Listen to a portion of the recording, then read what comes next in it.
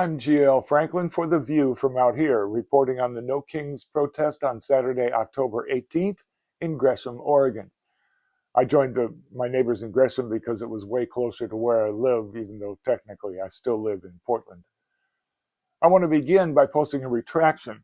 I got something very wrong last week when I said this. It's important that we are aware that there will be agent provocateurs at these protests whose job it will be to incite violence. Did you notice how confident I was there? There will be agent provocateurs. Well, I couldn't have been more wrong. Here in Gresham and in all of the reports we got from around the country, there was no cause for concern. It was a beautiful sunny day, and a bunch of us from all walks of life gathered at City Hall to make a statement about our love for democracy. I didn't get a head count, but it was more than how many were here back in April for the hands-off protest. You can see that in my post for that action. It's episode 52 if you want to see it. One thing I noticed about the crowd this time that I didn't pay any attention to in April was that most of us here in Gresham, at least, were older people. People around 50 and older, and what was clear was a sense of togetherness, a unity in a cause that we all agreed on. These are experienced protesters with a long history on how to conduct peaceful actions. We've been doing this for quite a while. Donald Trump and his white supremacist cult are definitely the threat from within that he accuses the left of being. This particular action was organized by Indivisible East County, and they did a spectacular job of focusing on the peaceful part of peaceful protest. It was almost like a party, and some of the signs that people made for the occasion were pretty funny. My favorite was Trump would be so mad if he could read these signs.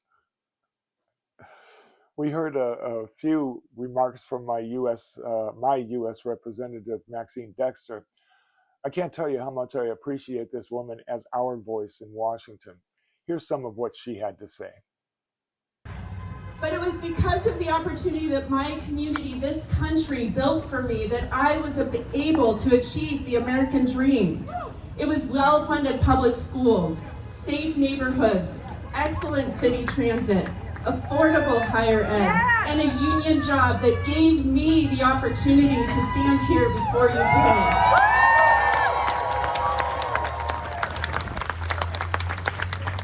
Now, our country has never been perfect. Our history has been a zigzag, a constant wrestling match between our highest ideals and our greatest demons. We've faced our demons: slavery, segregation, exploitation, discrimination, and greed. And every single time we have chosen to confront rather than duck away from them, we've grown stronger. Yes. And that struggle is what makes this country worth fighting for. It's certainly not that we've been flawless, because we certainly have not been. But it's what we are willing to do to face our demons and grow and be better. Today, the demon we face is authoritarianism. We have a president who's ruling like a king.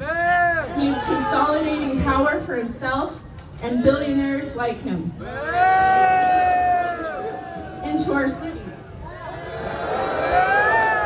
He is inflaming our communities. He is saying that we should hate our neighbors because they look, think, or grew up differently than us. But folks, I believe in a very different story. That's right. I believe in America that refuses to bow to any king. Not 250 years ago, and not today. I believe in the parents, those who want their kids to have a shot at a better life, in the workers who just want to be paid fairly, in the young people who still dare to dream great things, even when the odds feel stacked against them. I believe in America where neighbors care for one another. We cannot let fear cynicism, or division win. We cannot turn from the rise of fascism.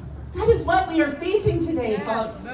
We have to meet it head on, like y'all are doing today, with courage and with love for one another.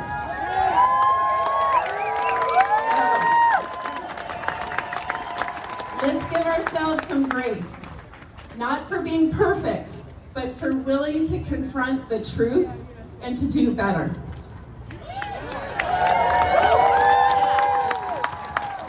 Let's keep walking, and right now, indeed, charging down that imperfect path toward a more just, a more compassionate America. That starts today. We have to send a message that we have no kings. Let's say it again. We have no kings. We have each other. And together, we're going to build a country that meets the needs of its people, not a wannabe king. We're going to do that by staying loud. So I want you to do that with me right now. Say, stay loud. Stay loud! Stay loud. Stay loud! Stay loud. Stay loud! Hey, she gets it. All in, though, our mighty little gathering in Gresham, Oregon was a huge success, and I'm so glad that I was there for it. My biggest takeaway from this protest has to be what I didn't see. I didn't see the agent provocateurs I was so sure would be there stirring up trouble. I didn't see many of these pre-printed signs paid for by George Soros that bubble-headed bleach blonde bully Pam Bondi was ranting about all week. I didn't see any of the buses that Ted Cruz insisted were hired to bring in paid protesters either. I certainly didn't get a check. I didn't see any counter-protesters. I didn't see police or ICE agents. I also didn't see any suits. I didn't see any business types this Saturday. Everyone was dressed casually. Even Representative Maxine Dexter was dressed down for the occasion. You know what else I didn't see? I didn't see any domestic terrorists. I didn't see any Hamas supporters, Trende Aragua, or anyone with MS-13 tattooed on their knuckles. But in all fairness, the place was absolutely crawling with Antifa. I mean, duh, that's what the whole No Kings movement is about. We're against fascists conducting a hostile takeover of the United States government. Antifa refers to people whose political ideology is opposed to fascism. For example, in World War II, the entire U.S. military was Antifa, for crying out loud. I wonder sometimes what this bag of deplorables in the White House are thinking of when they accuse the leftists of being violent, lawless terrorists by calling them Antifa, while at that very moment the convicted felon-in-chief was ordering U.S. Navy to fire live ammunition at U.S. soil over Interstate 5 in Southern California. I can only imagine what those brave sailors were thinking about what the felon-in-chief was ordering them to do on Saturday. Oh, wait. Why didn't I figure this out before? You got to understand that this bag of deplorables in the White House, they're not exactly the sharpest tools in the shed. They were appointed to their positions because they are incompetent and because they are loyalists.